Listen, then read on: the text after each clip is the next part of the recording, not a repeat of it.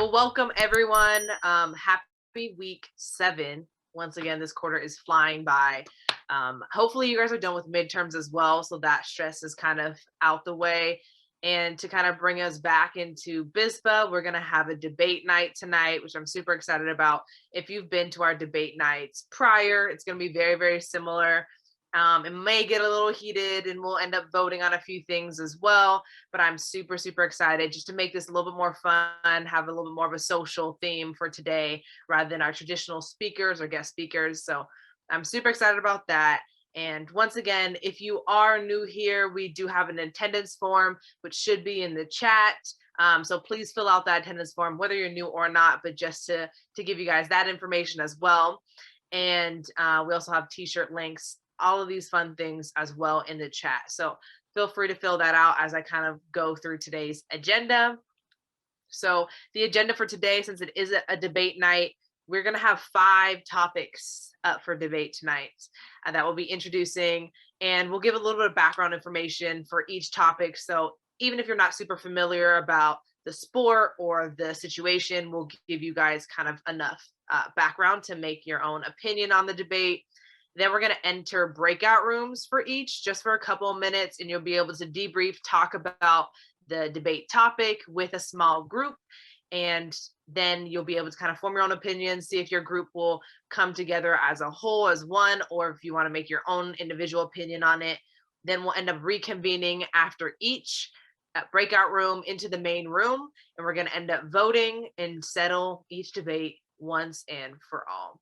So that's kind of the run of show for today. And we'll also give some time for people at the end to speak on each topic so that they can back up their arguments as well.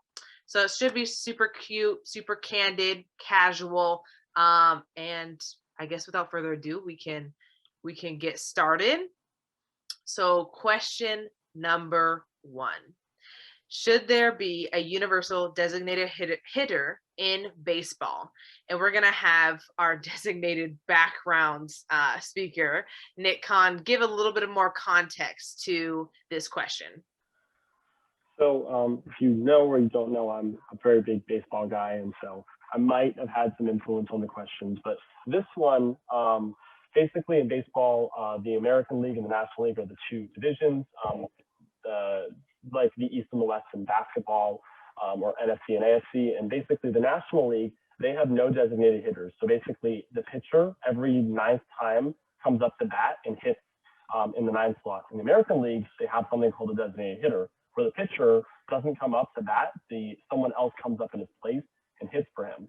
And basically it's always been separated like this. They, since 1969, and people who defend the designated hitters say, it's healthier for the pitchers, they won't get injured. Who wants to see their favorite pitcher tear a muscle running to first base, all these different things. But then people in the National League say, well, I'm a traditionalist, I want to see my pitchers hit. It's fun for them, they should be able to do it. And it's been a heated debate, and it will even go to blows in the labor negotiations in 2022. So should there be a universal designated hitter, or should there be no designated hitter at all and pitchers should always hit?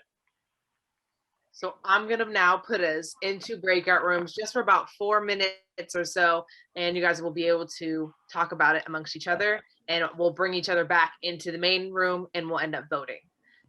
Very close. Oh, wow. So 53% said no, keep the status quo, and 47, super close, said yes. I have a lot of good questions. Let's get on. That was good commentary. I appreciate everyone who hopped in there. So going on then to question 2, should we measure greatness solely by championships? A lot of times you see the association of greatness by the number of rings someone has. But Nick, you want to give a little more context to this question? Yeah. So in team sports, there are a lot of great athletes who never win a championship. Dan Marino never won a championship. Charles Barkley never won a championship. Mike Trout will probably never win a championship. I'm sorry, Angels fans, who probably will never win one. And we look at these players, and to many, they're looked at as some of the greatest players of all time.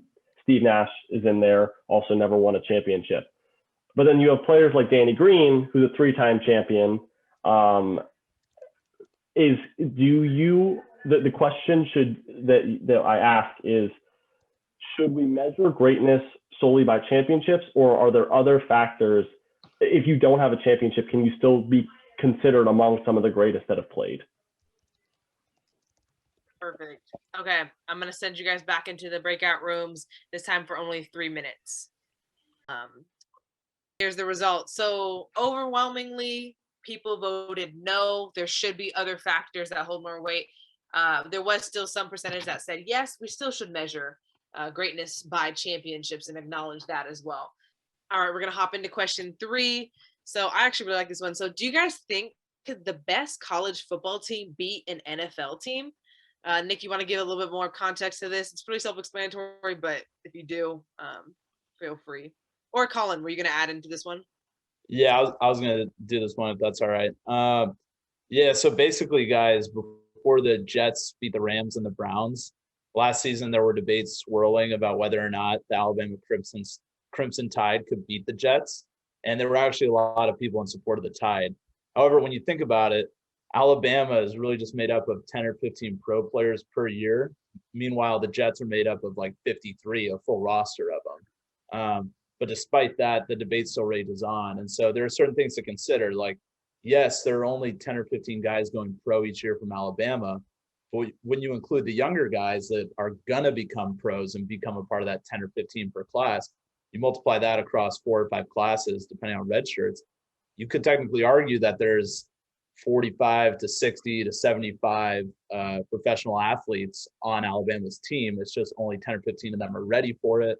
You can debate whether they're ready or not. So all in all, it's a really hard thing to figure out, but we think it's pretty divisive. And so we want to see what you guys think. Wait, Colin, I was the other person that said yes. Thank you. Thank you, Caroline. Such a good sister. So 87, an astounding amount, said there's no way a college football team could beat, even the best college football team could beat an NFL team. So based on this last Super Bowl, if you guys watched it, if not, we'll give context, but was the Bucs defense a legitimate powerhouse, or did they just get lucky during the Super Bowl? And Nick, do you want to give more context to this one as well? Yeah, so I'd like everyone to pay attention to the picture. This is Tom Brady after winning the Super Bowl. He looks like a happy man. Anyway, so we at BizBud do not endorse alcoholism. Okay, so basically during Super Bowl 55, the Buccaneers defense put on what no one believed could happen. They put Patrick Mahomes in a position where he had the worst statistical game in his career. Did that mean he played poorly? No. He actually had some really great throws and great plays. But what everyone wants to talk about is, was the Bucs defense really this like 1980s Bears kind of defense, or did they get lucky that the O-line for the Kansas City Chiefs was injured, and that they basically had to shuffle around and they couldn't protect Patrick Mahomes? So do you think in 2022 or 2021, the Bucs defense will be one of the top in the league, or did they just get extremely lucky in this one game? All right, I'm going to move you guys to breakout rooms this time just for 2 minutes, just because of time. They are open. Share the results. So most of you guys said lucky, not necessarily by a landslide. So about 64% of you guys said lucky, 36% said no, it was legitimate. So should player who use PEDs, Performance enhancing drugs. Yes. Should they be allowed in the Baseball Hall of Fame? Yes or no, if they use performance enhancing drugs? Nick, you want to give a little quick context, and then I'll throw everyone back into breakout rooms. Yeah, so this is going to be, so I see the question in the chat. It can be for all sports. I think that this is true for all sports. However, performance enhancing drugs has been most notably in baseball, in my eyes, but I'm a baseball fan. So anyway, Barry Bonds is the classic case. He's the all-time home runs leader, all-time MVP leader, and holds all these statistical categories with an asterisk. He used performance enhancing drugs. He's never said he has, but come on, we all know that he has. he has always been teetering at the 60% mark. You need 75% of the 400 writers to be in the Hall of Fame. He teeters around 60%, so that means these people do believe he should be in there. The question is, should he be in there? Should he not be allowed, or should he be allowed with an asterisk? Looking at the greatness of what he has done, especially in an era where a lot of people were doing that, he was basically the best at cheating. Sorry, I don't want to influence my opinion. Anyway, let's go to the breakout rooms. All right, breakout rooms are open. 2 minutes. The majority said yes. Majority said they should be banned from the Hall of Fame. A decent amount, also 30%, 36% said they can be in the Hall of Fame as long as there's an asterisk. But a few of you guys also voted no, they should still be in the Hall of Fame. Once again, then just to wrap us up officially, reminder of the attendance policy. Please fill out the attendance form just so we can give you guys credit for showing up today and taking part of our debate night for the quarter. That link is in the chat once again if you didn't already do it. So looking at what's our next play. So next week we're actually hosting Karen Kogan. That's Wednesday, February 24th at 6 p.m. Same exact time, same day, just next week, week 8. And once again, she is the senior sports psychologist for the U.S. Olympic Committee. So a very high sports psychologist within the Olympic team. So it's super awesome to have her. And she's also, of course, a UCLA alumni. So super excited to have her as well. So that will be happening next week. Thanks again for everyone for attending. Colin, I see your hand up. Is there anything else you want to add real quick?